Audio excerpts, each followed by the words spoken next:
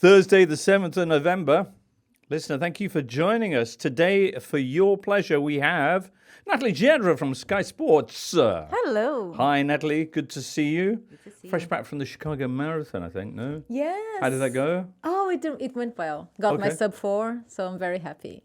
You got yourself what? Sub 4. Sub 4 hours? Yes. Oh, under 4 nice. hours. Very good. Yes, Yeah. Very yes. good. You ever Thank run a you. marathon, Duncan Alexander? No, only metaphorically Oh, yeah. during a football season. Indeed. It's not a sprint. That's so true. Words to live by. Tom Williams is also here. All right, Tom. Hello, James. Also haven't run a marathon, But went to Chicago. but did go to Chicago, so been I to was Chicago. halfway there. And you're quite a good runner. Oh, thanks, Duncan. That's very There kind of you you to go. say. We'll be hearing from Jacob Tanswell in Bruges a little bit later on. Voting is a tender topic, but listener, you can vote for us if you want. You can make us your choice for best podcast at the FSA Awards. That's the Football Supporters Association. You can find the link on our Twitter/X account and in the episode description for today's podcast. Or you could just Google FSA Awards. Feel that would probably do the job for you. Googling things can be hard, though, sometimes.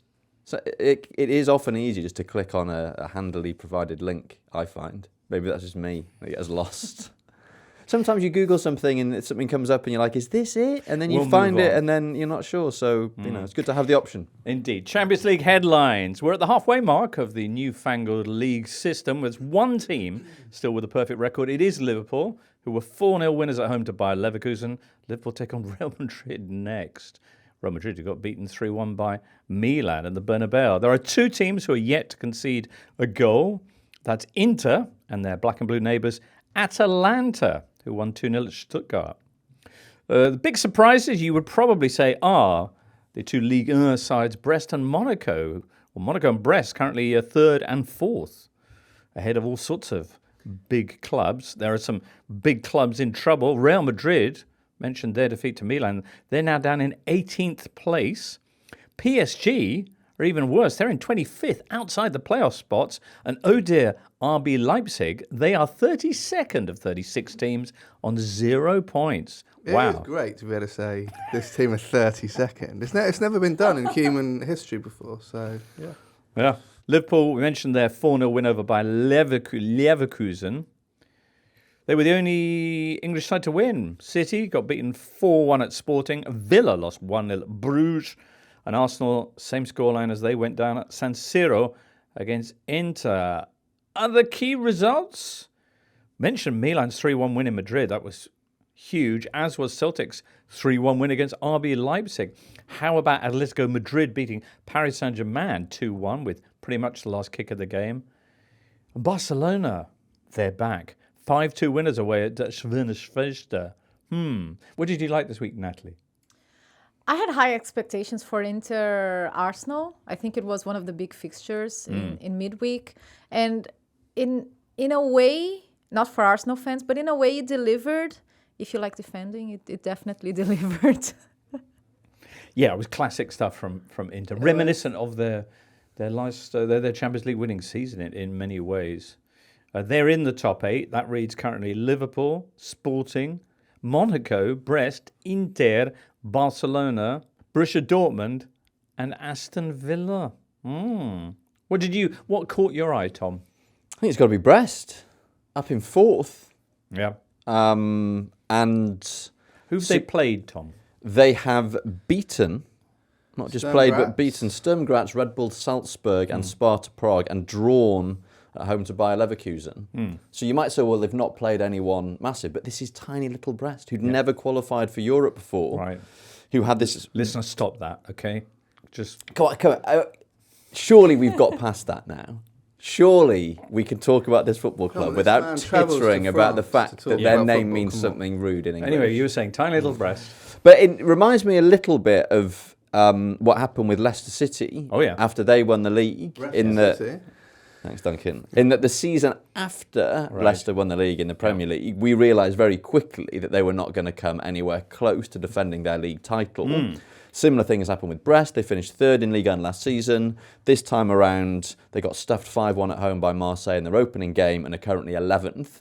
But the fairy tale is continuing in Europe. Right. And with 10 points from those first 4 games, they're practically assured of a place in at least the knockout phase, which would have been their, ultimate ambition. And what it also means is that they can look forward to their trip to Barcelona, which is their next match, and in particular the home game against Real Madrid at the end of January, which is their last match, with the pressure off completely. Like, they've done the job, they've proven that they can compete at this level, despite having they haven't gone out and sort of signed loads of proven Champions League level players. This is kind of the same squad as last season with a few extras, and yet they're doing the business. They're not even playing in their home ground, are they? They're not. No, they're in Gangon. Gangon style. Duncan, what did you like from this midweek? So many delights, eh? Yeah, it was narrative filled. I enjoyed Sporting's performance against Manchester City. Obviously, Ruben Amorim's last home game in charge, and they did well for him. And it was, worrying for Manchester City. Their third defeat in less than a week, and they do have some problems. Indeed so. We'll be talking about those problems and whether they might get a 4th straight defeat this weekend away at Brighton. In the course of today's show, we're going to begin, though, with the mighty Liverpool and their mighty 4-0 thumping of Bayer Leverkusen. Woof! Tuesday night, Liverpool 4, Bayer Leverkusen nothing. Arne Slot against the guy that lots of people wanted for the Liverpool job, and Luis Diaz with a hat-trick.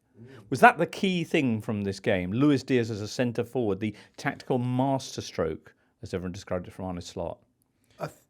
I think so, because I think last season we saw Cody Gakpo played in that position quite a lot, and he's not very good as a centre forward, but he's very good on the left. And it felt like, I think when the people saw the team, a lot of people thought that's what would happen in this game. But Arne Slot, it feels like he knows quite a lot about this squad already. And each week that goes past, it's like, wow, Liverpool haven't really had a test yet. But I think Bayer Leverkusen count as a test, and one they passed with flying colours. So, Liverpool top of the Champions League, top of the Premier League, with a lot of their, big rivals in both competitions looking flawed this season. I would suggest most Liverpool fans did not imagine at this point of the season that they would be in such a strong position, and it all as well. It does. There is another thing from this match that really interested me was the midfield formation, actually, because he played with McAllister, Gravenberch, and with Curtis Jones, and his pass for Luis Diaz's first goal, that was perfection. So you can see that Curtis Jones, he can play closer to the box, but at times he played deeper as almost as a number 6.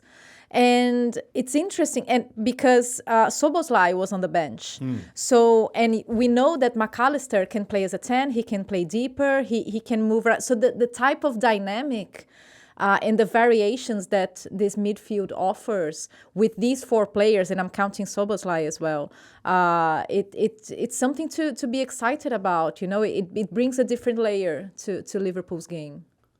And it shows they can mix things up as well. I mean, it'd be what if Slot had started this well, always picking the same starting 11. You might think, okay, we're going to have to rotate at some point. And we've seen that some teams, Arsenal notably, have had difficulties in recent times when it's come to shaking things up. But Slot has been shaking things up. I mean, as he's had to because of, Champions League commitments and what have you. But the fact that Jones can come in for Szoboszlai, the fact that Tsimikas started in place of Robertson, the fact that Diaz started in this new number 9 role, Jota and Nunez on the bench is, really encouraging. He almost seems like he's come in with a fresh slate, and he's judging players on their performances. Tsimikas has been better than Robertson this season, and he's in the team for this game.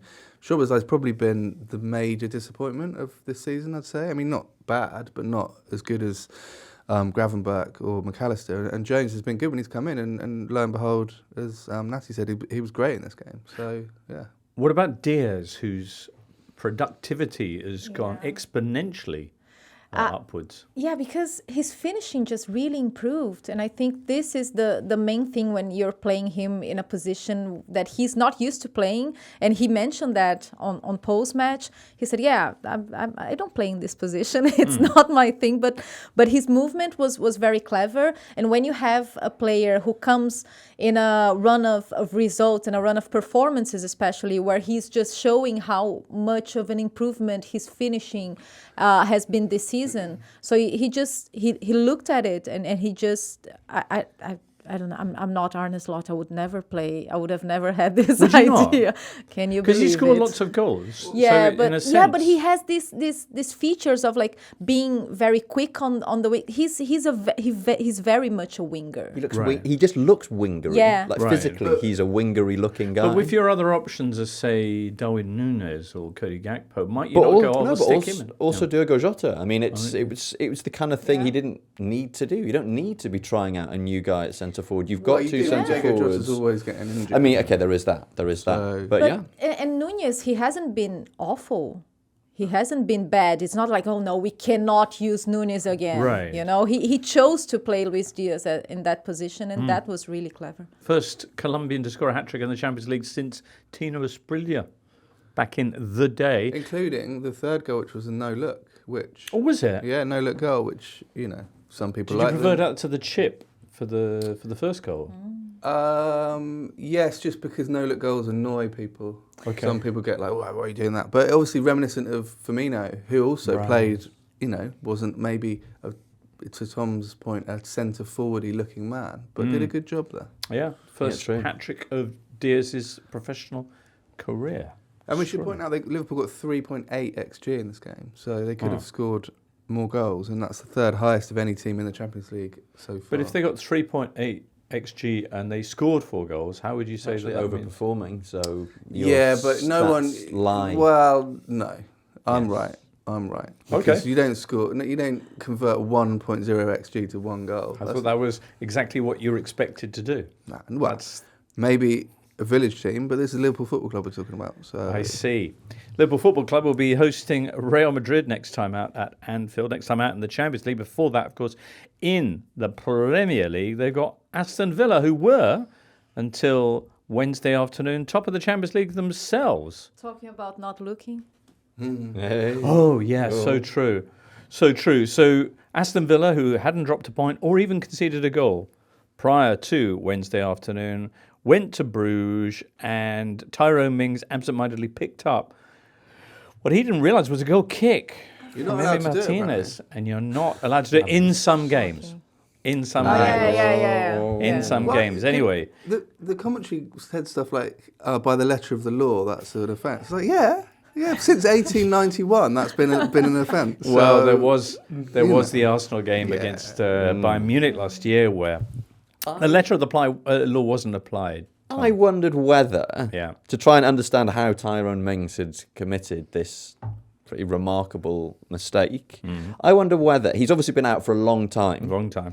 Emiliano Martinez took the goal kick from the middle of the 6-yard box, which you are allowed to do these days and have been allowed to do for a little while. Always.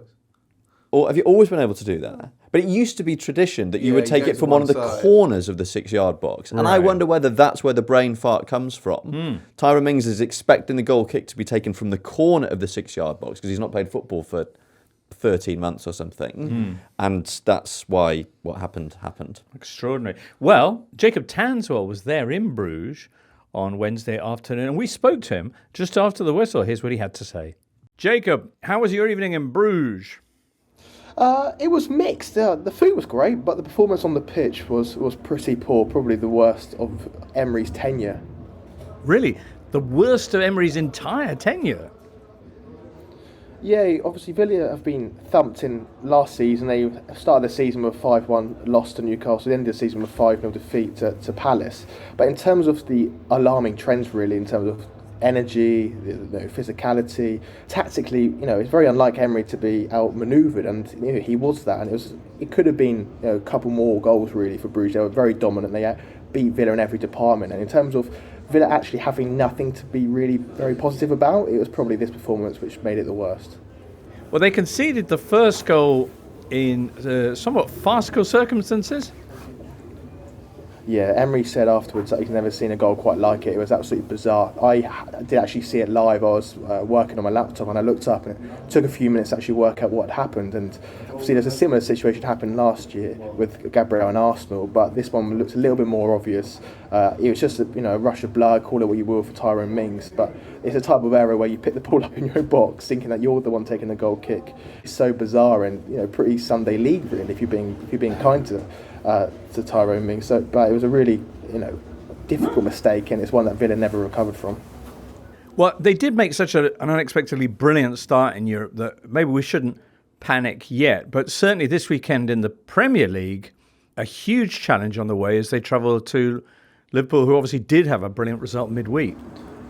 I think Villa really just need the international break. At what point does an uncharacteristic set of results become an alarming trend? I think for Villa, like you say, James, you referenced the recent form, and if you're being honest, Villa, apart from being in the Champions League and playing those 3 excellent games, in the Premier League they've not got quite to the performance levels. A lot of their star players like Watkins, like Bailey, John McGinn, they've been off the boil as well. They don't look sharp enough, and they've been kind of just getting through games rather than really imposing themselves on it. So they have to get through the Liverpool game. It's the worst possible time to play them, but once they've gone through that, they can reset in the international break. Jacob, finally, is it too simplistic to think that Villa's struggles are because of the kind of fixture overload from the Champions League, or is there something deeper going on? I think putting it to fatigue would be quite cliche and would really just look at the issues on service level, because Villa rested a lot of players for the Carabao Cup game against Crystal Palace, which was a huge missed opportunity in retrospect. Watkins wasn't even on the bench. I think they only had one senior attacker, and that's 23-year-old Jacob Ramsey on the bench. So they've had a lot of rest, these players. Ollie Watkins has not played a lot of games. He's been coming off 16 minutes. These players have had time off, and it's actually only in November. We're not in the business end of the season when legs are really tiring. We're only in November, so putting it down to fatigue is not the issue. It's more a case of, do Villa need to refresh their style a little bit? Are teams working out how Emery's really choreographed build-up works? That's the question that needs to be asked, and knowing Emery with his intense analysis, it'll probably be answered over the international break. Jacob Tanswell in Bruges, or actually probably back by now, I think. But anyway, Aston Villa, still in the top 8, as we mentioned in the Champions League, but they've got quite a run of fixtures coming up. They host Juventus, then they're at RB Leipzig, who might wake up sometime or other. Then they're at Monaco, who are up in 3rd, and they finish off against Celtic, who are one of the surprise sides, arguably. But before that, though, the trip to Anfield. Villa, by the way, have only won 1 of their last 13 Premier League matchups with the Reds. It came back in that no crowd era, 2020. They won 7-2. 7-2. Ollie Watkins with a hat-trick, yeah. Which is the same day as United losing 6-1 at home to Spurs. Was it? One of the weirder days. Crazy. Last week, I spoke to John Duran. Ah, nice. Yes. So, that was a very interesting experience because... To speak to John Duran? Yes, it was.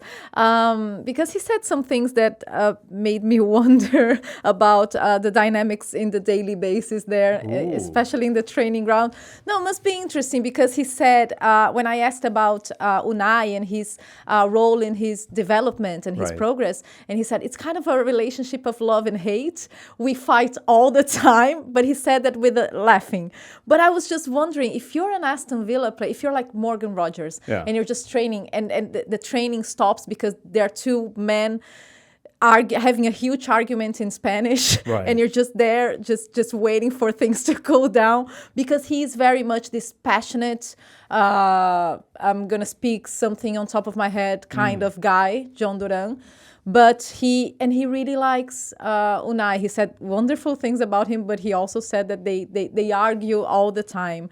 And he said, basically I always keep my cool because I don't really have a problem. I've never been anxious or nervous in my life. People who don't have what to eat, they do have something to worry about. I'm just, basically I'm playing football. Real wise words. Natalie, you're probably the most diplomatic person in sports journalism, and you always come here saying, I've spoken to this person and they are the nicest guy I've ever met, etc. This is the first time I've ever seen you even hint at there maybe being a bit of a he just amid he difficult side. Yeah, no, he was really nice. But he clearly has a side of him. I'm choosing my words wisely here. Can you notice? Yeah, he does have a strong temper. It comes across. Okay. You know, he was lovely, but he comes across as this type of Well, last time these two teams met was in May at Villa Park. Villa were 3-1 down in the 85th minute before John Duran did his thing and ended up 3-3 after a brace. All right, well, anyway, Villa are at Liverpool on Saturday. Saturday night. Saturday A night. rare 8 o'clock kickoff on Saturday in the Premier League. Ooh. Talk more about the Premier League later on. But next up, it's time to bring forth the cracked badge of Manchester City. In Ruben Amorim's final home game, lovely scenes. Lovely to see. It's kind of a testament to who Amorim is. You walk out in your club midway through what could be a really special season for them, and they still give you the bumps and put up a big banner saying Obrigada. Didn't see anyone saying thank you in Dutch to Ten Hag. There was a little bit of beef, wasn't there? I think pre-game. I think there were some sporting Only with Gary fans. Cottrell. I I mean, think the previous most league game as notably well. with Gary Cottrell. But I think the previous league game there'd been, well, we're not going to chant for this guy. He's turning his back on us. But it's hard not to celebrate him when you're, saying goodbye to him for the last time. And he's won 2 league titles and turned you back into one of Portugal's biggest clubs. Right. And then he goes and does that against Manchester Then City. he goes and does this against Manchester City. Despite the fact, Yeah. I'll say this now, Yeah. City kind of battered them. Yes. Like, it finished 4-1 to Sporting, and I think Sporting were, deserving winners in the end. But, a City who had their shooting boots with them, Right. and who didn't have this pretty remarkable vulnerability to counterattacks that they've acquired over the last sort of 12, Yeah, 18 defending. months. Bit big If in football, isn't a it? City team and you had to defend would have won this game, Well, probably quite comfortably. Well, they took the lead through Phil Foden, who only scores now in the Champions League.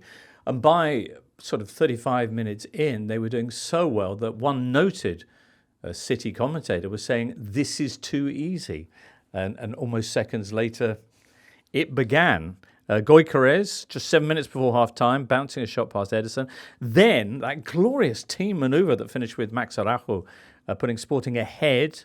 Straight from kickoff, pretty much. Yeah. 19 seconds. That was straight after right. And then almost, a couple of minutes after that, you had Gyokeres with the penalty after the Guardiola shoulder barge in the area. That made it 3-1. City had a chance to get back into it with their big Scandinavian striker. That didn't go so well, though, No, an unusual penalty in the sense that it hit the bar and went up into the sky, probably further than I've ever seen a penalty go up. It just disappeared from view for about 3-4 seconds and then came down. Some snow on it. Yeah. I felt a bit sorry for Haaland in this game because Did you? obviously there was the contrast with Gyokeres, but Gyokeres had so much space. He missed a really good one-on-one in the first half as well. You give Haaland that space, he would have probably scored a hat-trick. But teams sit so deep against City now that it is frustrating for them. And as Tom was saying, they have huge issues on transitions, and they keep losing games. They do. Gyokeres completed his hat-trick with the third penalty of the game. 4-1 it finished. Gyokeres now has 9 goals in his last 3 matches. 27 this season for club and country. It's November. He's on 27 goals. 67 in 66 games for Sporting. Wow. So, How do those numbers, sorry to ask this, but how do they stack up against Haaland in the same period? They must wildly outperform them. not wildly, because No? Haaland's good, but they are obviously comparable with what Haaland did at his previous club. So the difference is, I think, that obviously Gyokeres has been in England, was at Brighton, didn't really break through, went to Coventry, did all right in the Championship, but hasn't really done it at Premier League level. But obviously, when a player's this good and looks that good and does it in big games, the elite at the shop window with their bowls and money bags. So, yeah. But I mean, Gyokeres, given that we are now sort of looking at him as one of the most frightening centre forwards in Europe, A has had monster. a monster, quite literally, has had a really sort of unusual career trajectory in that, comes through in Sweden, moves to Brighton when he's quite young, doesn't get a look in, goes out on loan, St. Pauli, Swansea, Coventry, doesn't really score any goals for either St. Pauli or Swansea, or in his first season at Coventry, and then things suddenly click in 2021-22. He scores an absolute mountain of goals in the Championship, but prior to joining Sporting in 2023, he'd never scored any goals at all in top-level football. It's like he had a Robert Johnson-esque meeting at a crossroads. Maybe he did. Billy's boots. Victor's boots. Wow. But yeah, Noel Gallagher was upset, but I think anyone watching was pleased. Was anyone watching upset? Because that was one of the biggest... I had this game with the sound down because I was watching events at the Bernabeu. Tom, I believe you heard the commentary here. What was your take on TNT's latest bold decision? I thought it was an absolute nonsense to have a famous singer in the commentary box for a Champions League game. Then That listening said- to it, I didn't... Isn't he a guitarist more than a singer? Okay, true, fair. Well, no, it depends whether you're talking about his Oasis days or his High-Flying Birds All right, you're incarnation. A different.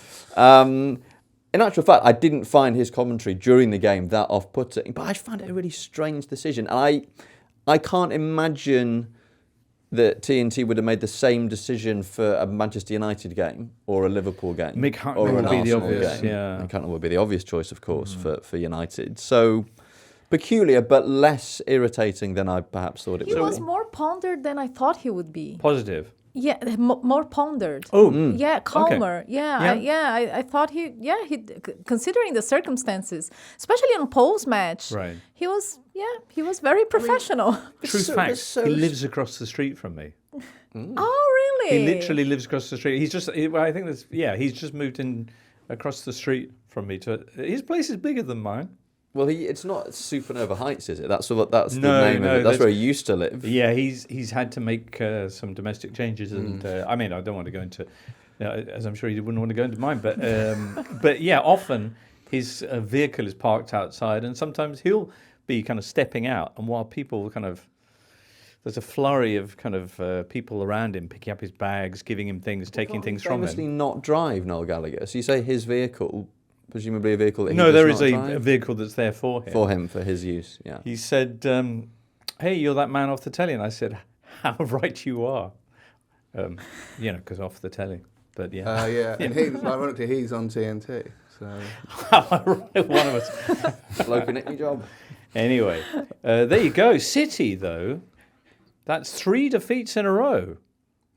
When did Pep Guardiola ever have 3 defeats in a row? Ever? No, he did. Yeah, he's done it before, but 3 times. This is the 3rd time in Manchester City. Really? Correct me if I'm wrong, Yep, true. Duncan. So there's the famous Liverpool in the Champions League and Man United in between when City could have won the title against Man United in the Premier League. 18-19 this season or 17-18.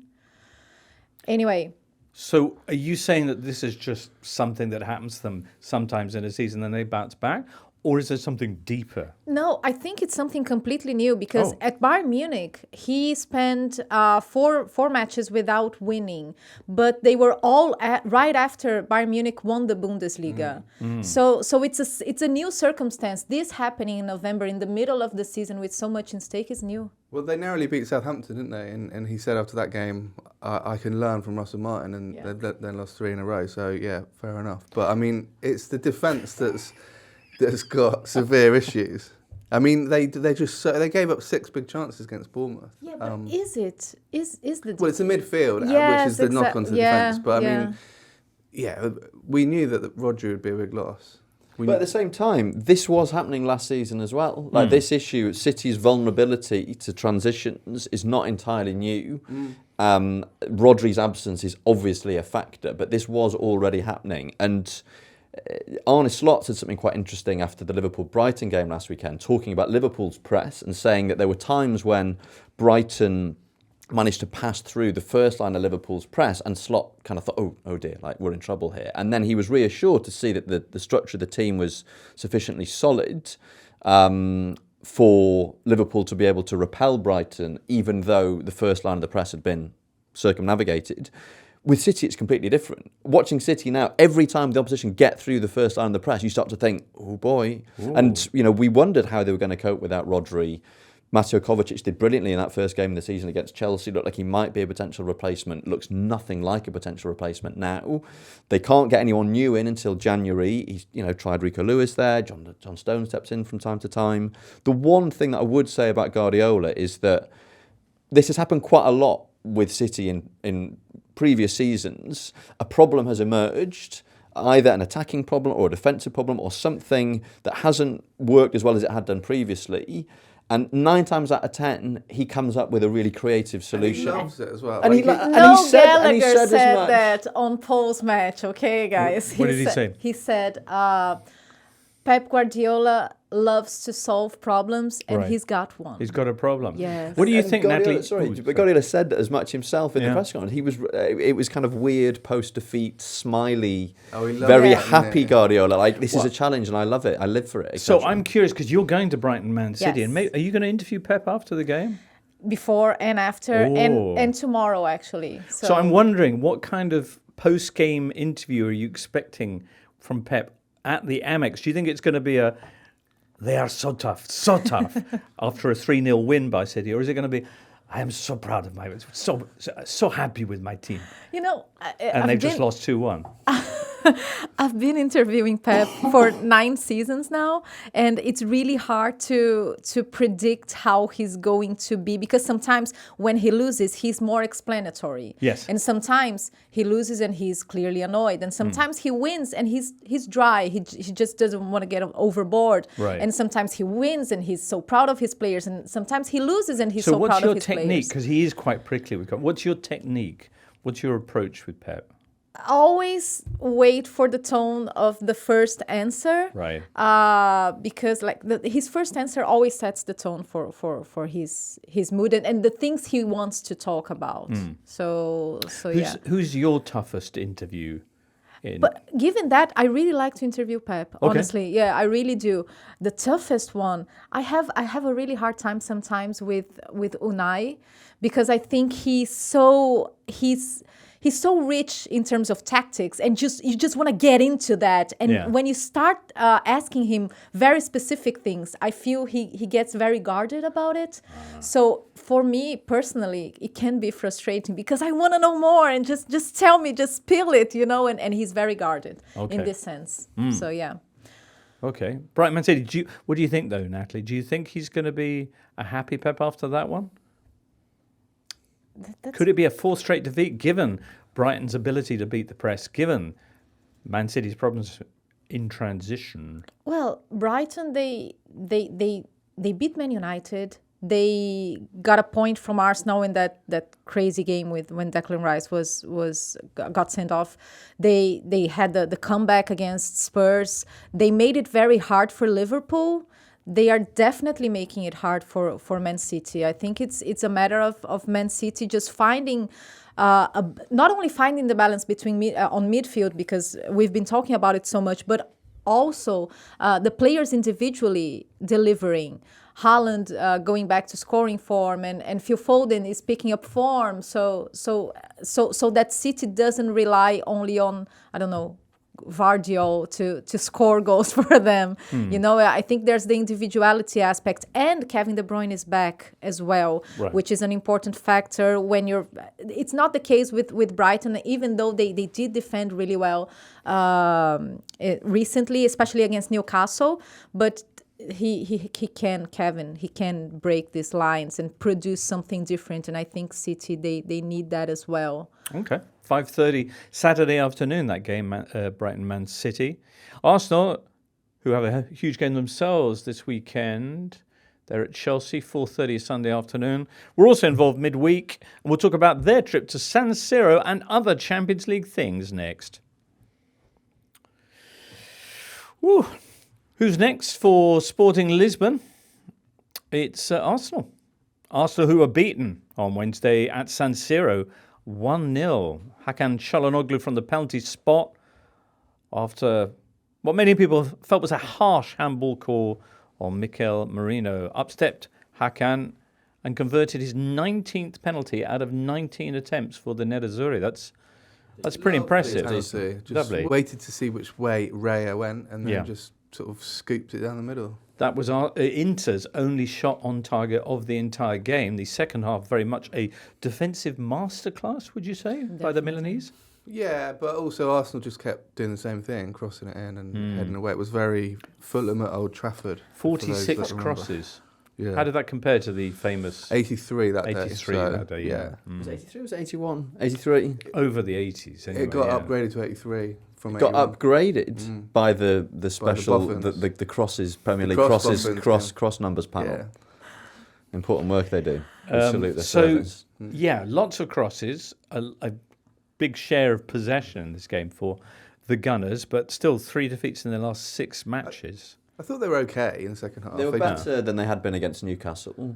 Yeah. I think. Yeah. The tendency when a team gets into a run like this is to sort of lump everything in together. But you look at how they played against Newcastle. They had 1 shot on target against Newcastle and never really looked like Well, how many did they have in this equalising. game? Actual shots Only on target? 3, I think. 3 big chances, 4 shots on target. 4 shots on So they target. really should have scored. But But they were in 14 control for almost the entire game. I mean, Inter started quite well, wing backs high on both sides, pushing Arsenal back, and you thought, okay, they might be able to cause Arsenal problems here. And then Arsenal figured that out and just took control of the game. Inter's goal came out of nowhere, harsh penalty that wouldn't have been awarded in the Premier League, and then Arsenal Was awarded for Man City, for example, the previous night. Yes, true, and I thought that was a harsh penalty as well. So in many ways, justice was What, Tyrone served. Mings, harsh?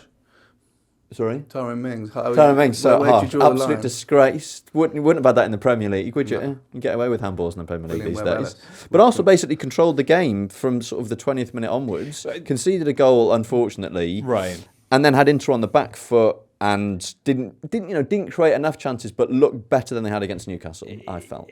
I agree with you to an extent, but this is kind of what Inter do. And I mentioned the famous Mourinho Champions League campaign, where you can say, well, we dominated possession, we were camped in your half, but that doesn't mean that you're in control against that Inter. It's a bit like when Neo's kind of not even looking and just like fending off the multiple attacks by Agent, whatever his name was. And it's extraordinary for a team that, unlike the Mourinho iteration, now regularly sends its wing-backs flying up, that has its centre-backs centre-halves at times. going up trying to have a pop at goal, Chris that Wilder. rested 3 or 4 of their key players because they've got a table-topping clash with Napoli at the weekend. And that was amazing to see. Oh, yeah, now we might bring on Barella, best midfielder in Serie A. Now we might bring in DiMarco, who's best left-back probably.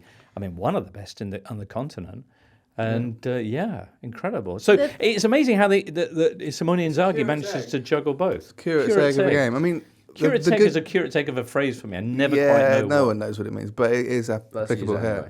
Well, that's Hasn't applicable stopped here. us before. No, true. But So the curate's egg, just for anyone who's not across this, is when the religious figure, the curate, was served a boiled egg, which he found to be unpleasant, fair play. odorous, but being a polite man, he ate it anyway. Is that correct?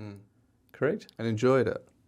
Did he enjoy it? Yeah. Or did he Didn't like feign the smell, did enjoyment? like the taste. So. Okay. But talking of substitutions Yeah. and eggs, not eggs. XG? XG, yeah. Arsenal won on XG.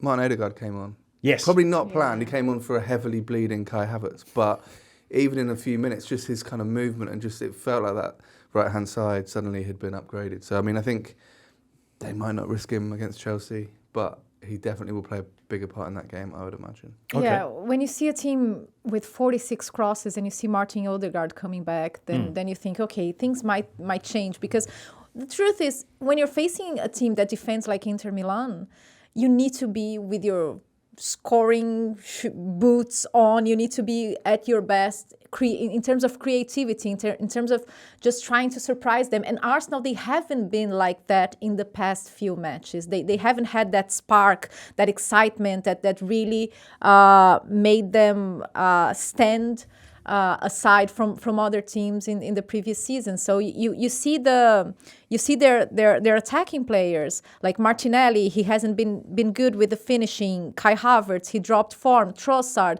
he's such a good finisher, but it's not happening to him. Saka is the only one that produces something different at times, but it wasn't enough against Inter Milan. So they really need to bring that spark back. But you're optimistic about their trip to Stamford Bridge then on Sunday with Odegaard potentially back in and Chelsea making noises about Cole Palmer being out. Yes, I think not only not only because of Cole Palmer, but I think if I were an Arsenal fan, I would be worried with Declan Rice's absence because Chelsea's transitions, they work really well. And I think he's an important player in terms of just trying to stop their pace, and they transition with the wings as well. So it's going to be a good test for them in this sense.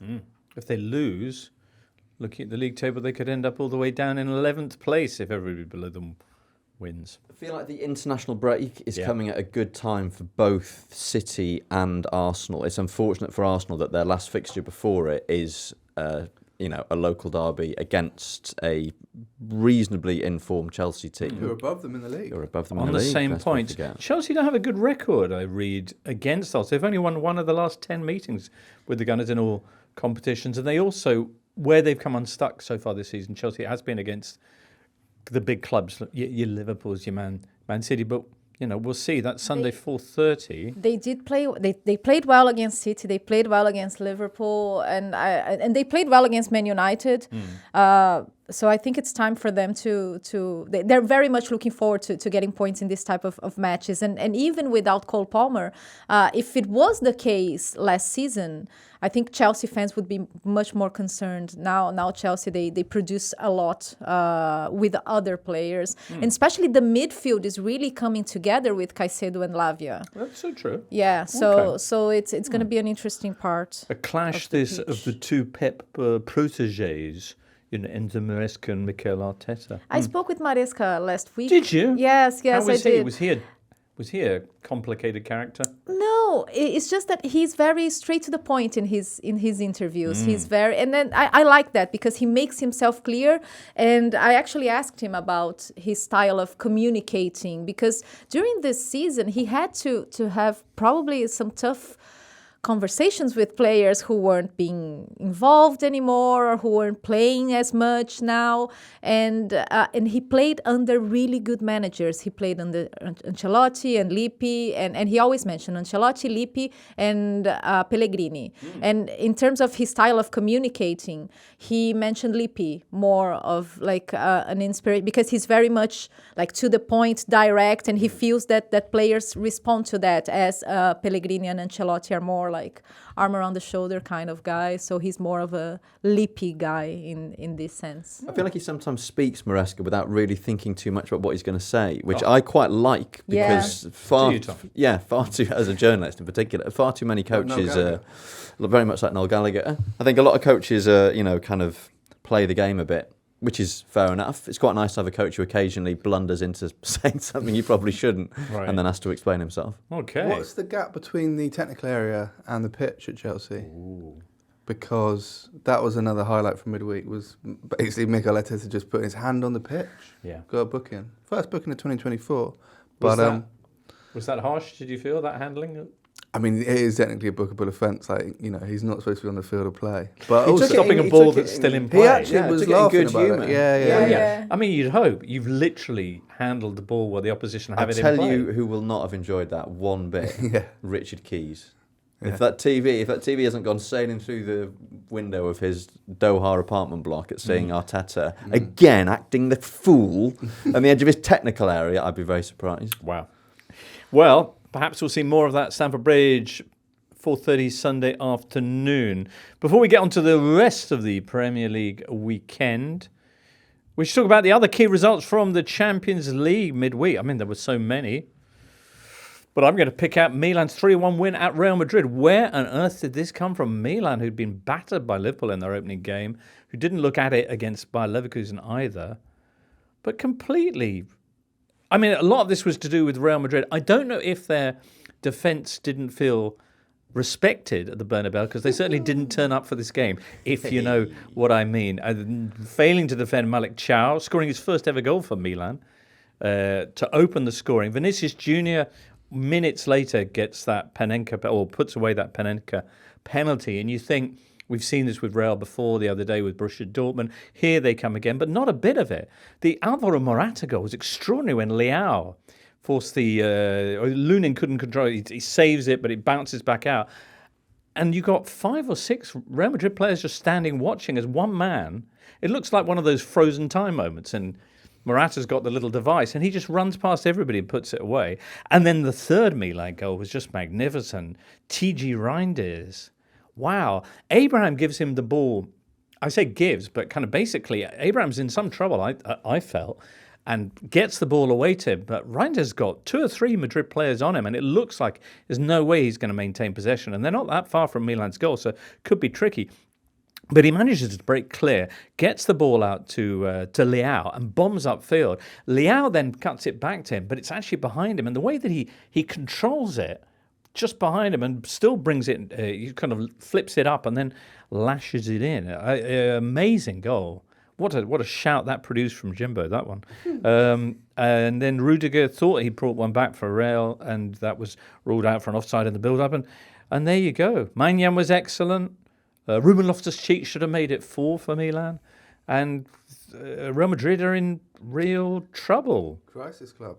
4-0. They lost in their previous match against Barcelona. Previous to that, they'd lost to Lille, of course, in the Champions League. Not working, is it? I mean, I thought that Kylian Mbappe would take a bit of time to find his feet. I didn't think that he would derail the entire team. So in because Spain, not much is. You look at the starting 11 that they had. Okay, Courtois wasn't there. Carvajal is out. But apart from that, it's still the same group of players. I mean, obviously Toni Kroos is no longer around, but right. it's not like there's been this sort of like revolution. And no, they but the look Toni unrecognisable. Kroos, I mean, that might be a factor, but there is this building narrative in Spain that Mbappe is really a Tino Asprilla to Newcastle for the 2020s. Well, like on I've said this before, but like on paper, when you've already got Vinicius Junior, signing Kylian Mbappe makes no sense. Right. That is the only position that Mbappe wants to play in, and he wants to play in it in a similar way to the way that Vinicius Junior plays in it. It was always going to be a difficult thing to pull off. Also in Spain, they're wondering about some other signings like Arda Güler and Endrick, who are basically not featuring at all at the moment for Real Madrid. I should salute Paulo Fonseca, the Milan manager, who early on this season benched both Leao and Theo Hernandez, and some people felt put his job on the line in the process, but the way they performed in this game, Leao in particular, he certainly seems to be reaping the benefits. We'll see if they can maintain this, because they are an inconsistent bunch. As for Real Madrid, as mentioned, they're off to Anfield for their next game, which is tricky because they are, where are they, 18th, I think it is, in the Champions League. Another defeat could see them out of the playoff positions, is that right? Maybe.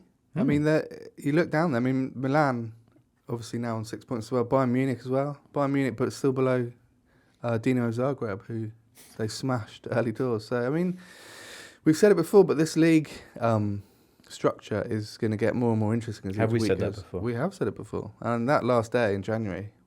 Kind of feel like people in this country in particular will really get on board with the new format if it means Real Madrid and PSG both getting knocked out of the Champions League. A proposito, PSG losing at home to Atletico Madrid, who never win away from home, but they did this time with the last kick of the game. Angel Correa, some question marks over Gigi Donnarumma, the Once PSG again in the keeper, who's been Champions League. dropped of late in Liga, back in for this game and letting that one past him in, I think, the 93rd minute. Were you watching this, Tom? Yeah, literally the last kick of the game. And this has happened to PSG so many times in the Champions League this season. They dominate the ball, they dominate the game, they create loads of chances, and they just don't take them. They needed an own goal from Paolo Gazzaniga right at the end against Girona to win that one. They drew at home to PSV Eindhoven in the previous game. Okay, they were comfortably second best against Arsenal, but the same thing again against Atletico Madrid, and there's an awful lot of focus on the fact that Luis Enrique is persisting in not picking a centre-forward. Gonzalo Ramos is injured. He doesn't fancy Randall Colomwani, and so he's sort of rotating through all his other options at false nine. Last night it was Marco Asensio. He's tried Lee Kang in there. He's tried Desiree Doué. He's tried Ousmane Dembele, who played there when they went at Marseille recently. And he just hasn't found the formula. And PSG went ahead early on, deservedly so. Very cool finish from Warren Zaire-Emery. Conceded a quite sloppy equaliser a few minutes later. Absolutely battered Atletico for the entirety of the second half. Didn't manage to score. Ashraf Hakimi squandered a couple of good opportunities. And then, the last action of the game, Jan Oblak collects the ball, bowls it out very quickly to Antoine Griezmann on the left wing. He pings it across to Angel Correa, who cuts inside Vitinha a bit too easily. And then, curls in a shot that Donnarumma probably should have saved. And PSG are now in a position of real jeopardy, not least as among their last 4 games, they've still got Bayern and Man City Their to play. next 2 games are at Bayern and at Red Bull Salzburg, who, not doing very well either. But then they host Man City and they finish with a visit to Stuttgart. They did have the hardest fixtures based on pre-tournament, and now it's coming to pass. No, and post-match, Luis Enrique delivering, as always. He said, I have no words. I've been in football for 30 years and I can't explain this. And my favorite part, we need 20 clear chances to score and our opponents sneeze and they score. It sounds like a bad joke. It does sound like a bad joke. Everyone, it's breaking our hearts to see it happen to PSG again in the Champions League. Bayern beat Benfica 1-0, Jamal Musiala. Barcelona's 5-2 winners away at Tanswell of Belgrade. 99 Champions League goals. Amazing. Celtic took on RB Leipzig. Where are Celtic in the table? 16th, is that right? They are up 15th. 15th. So well and truly in the midst of the playoff places. What a goal from Nicholas Gerrit-Kuhn.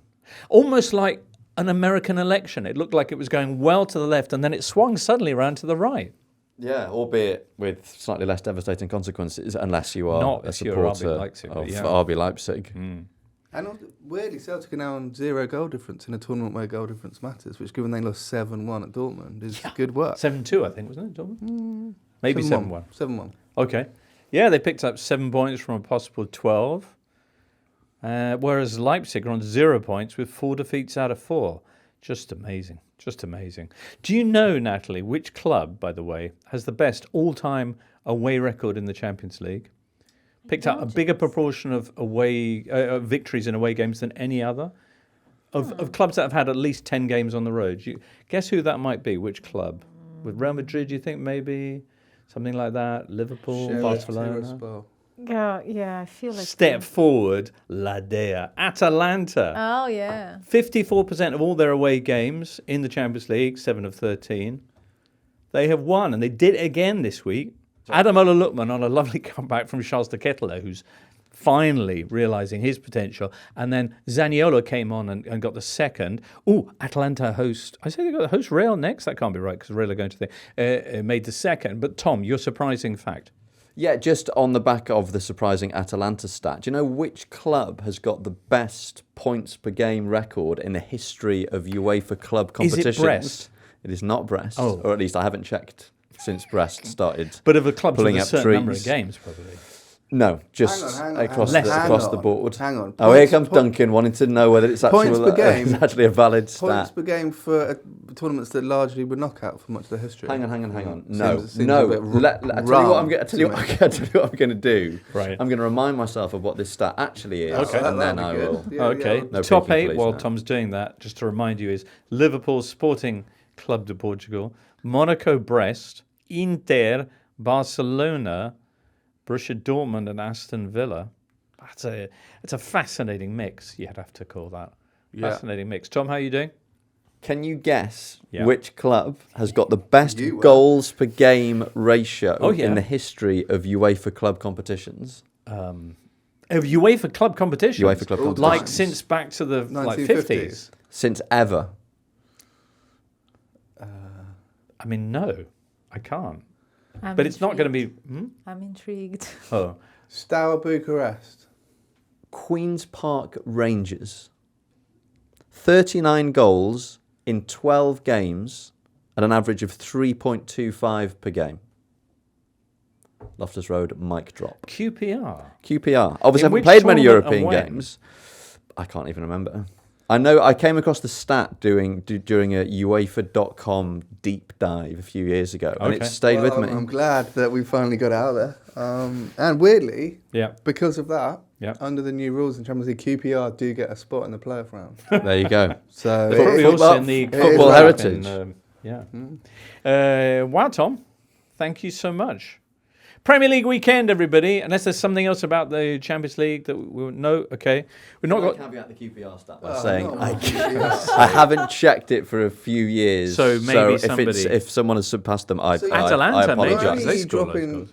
QPR stuff onto this podcast? You don't even know if it's updated. No. Yeah, It's unrefined. It was up to date when it was last Yeah. up to date. So Wow. Right. Premier League weekend. Matchday 11 coming up for you. Saturday, Sunday.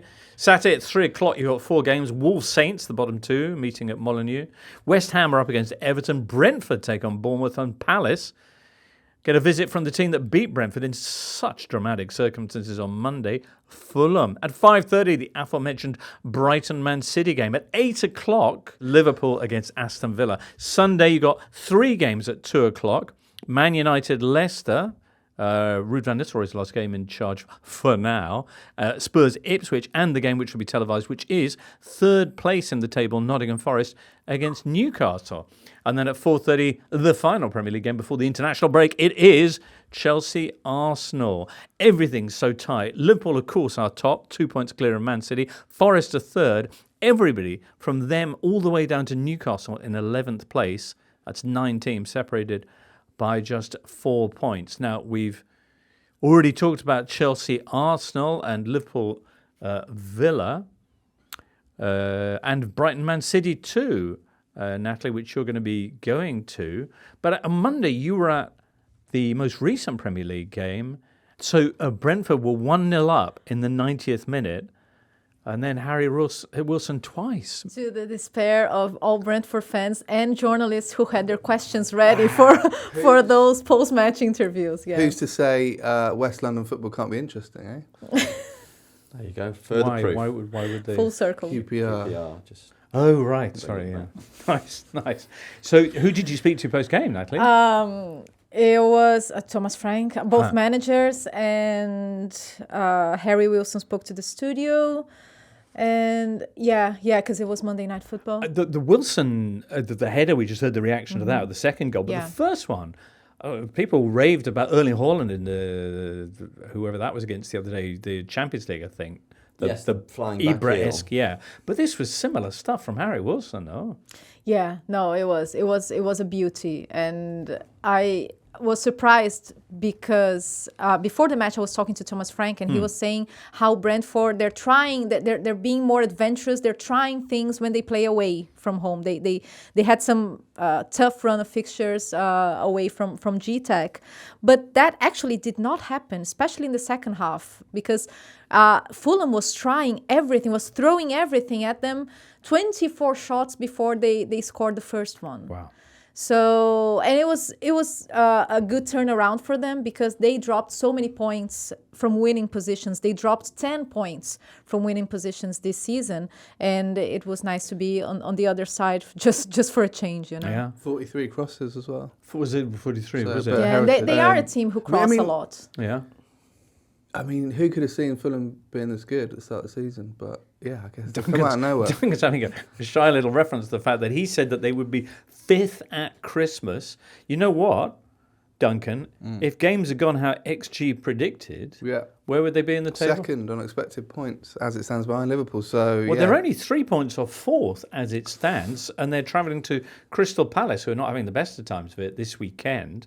So, Just on Harry Wilson, Yeah. lost his place in the Fulham starting 11 this season, mainly because of the arrival of Emile Smith-Rowe, but has been absolutely fantastic for Wales, has scored in his last 3 international games and is really sort of emerging as the new key figure for Wales alongside Brennan Johnson in the post-Gareth Bale / Aaron Ramsey's always injured era.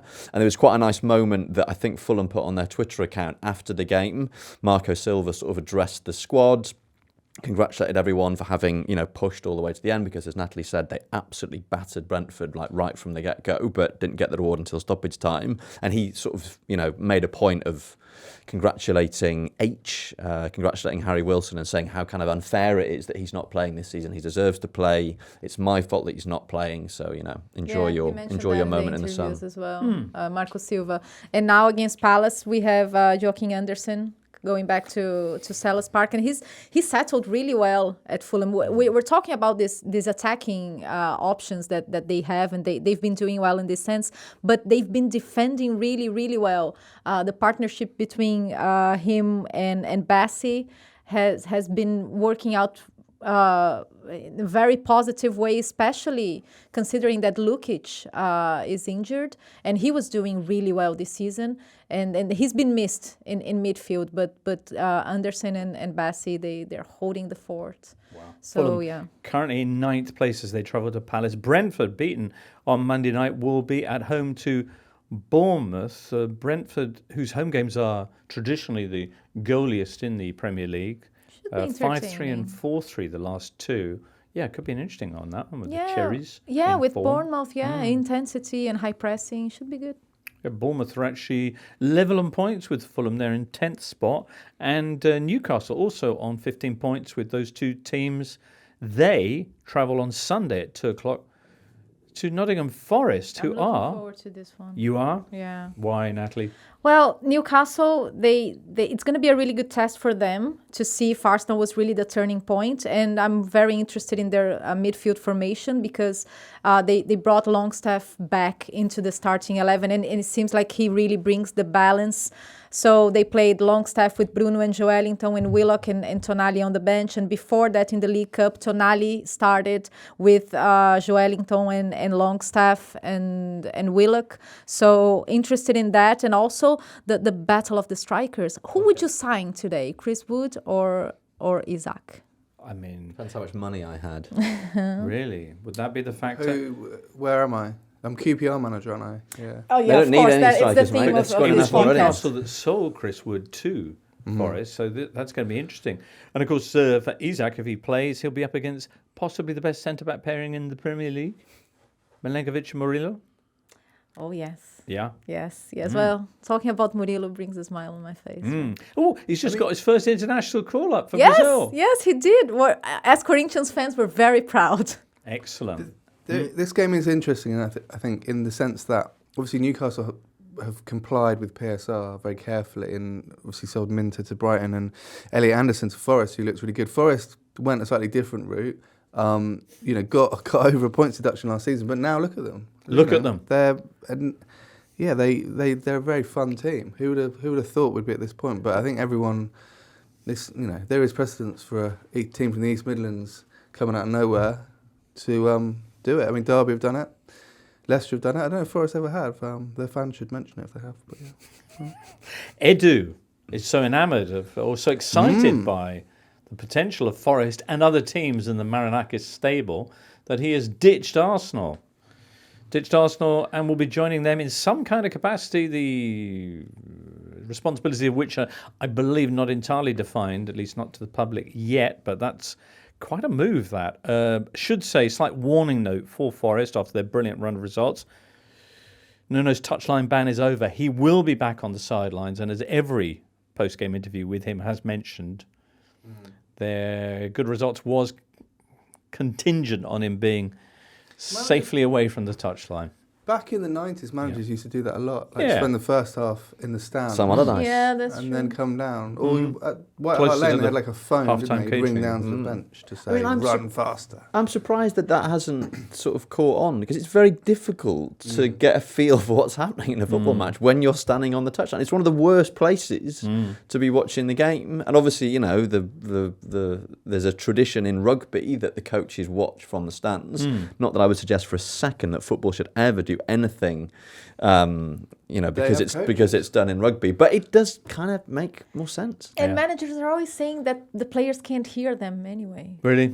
Yeah. They say, no, we're just screaming there, but players can't really understand us. So, yeah. I mean, Okay. we've got technology now where managers could kind of hover above the game. But they've got iPads, On as the I believe spider those cam. devices They are do. called. Could they not get an aerial view, a tactical cam view from an iPad? Well, that is sort of what they do now. They Yeah. do. And They they're have that. checking. They're checking the They're iPads checking it. all the So time. there you go. God bless technology. Loads of other things happening. I should mention, by the way, that today is the 7th of November as we record this. On this day, 7th of November in 1987, what happened, Tom Williams? I don't know. It was the last time in an English league fixture that a team scored 10 goals. It wasn't QPR either. It was Man City against Huddersfield at Main Road in what we now call the Championship. They beat Huddersfield 10-1. 3 different City players scored hat-tricks. They had a hat... Levels of goal scoring. Absolutely. Absolutely. 10-1. That was in 87. Will it ever happen again? Probably in Brazil it will, Natalie, because it happens all the time there, doesn't it? All the time. All is a the time. stretch. Yeah. Come on. Don't do this to our league. Come No? on. No. You had one last year, admittedly in Serie D, with Brasiliense beating Inter Porto. That's the 4th division. Come Yes. on. Yeah. Okay. In the top flight history, oh yeah, you have to go back to 1983. Who did that? Who did that? Guess. Corinthians. Yes. Yeah. Yeah. Were Corinthians in the news this weekend? Oh God. Really? I try to be a good ambassador for Brazilian football. You know? Right. Okay. Somebody threw a pig's head on the field. Somebody tried to kick the pig's head and almost broke their toe. Yeah. Really? Yeah. I would have thought there'd be a bit of give on it in a pig's I head. doubt it. I mean, it depends which part of the cranium you connect with.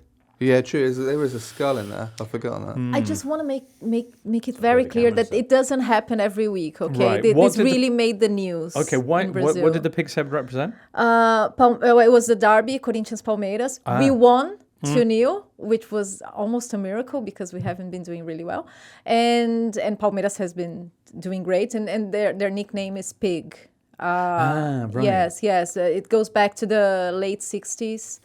Because, do you want me to explain? No, tell me, yeah. Okay, so 1969, 2 Corinthians players, they died in a car crash. Oh, my God. And yes, so Corinthians came and spoke with the league and said, okay, can we sign 2 other players? Can we include two new players? And it had to be an unanimous decision from all clubs.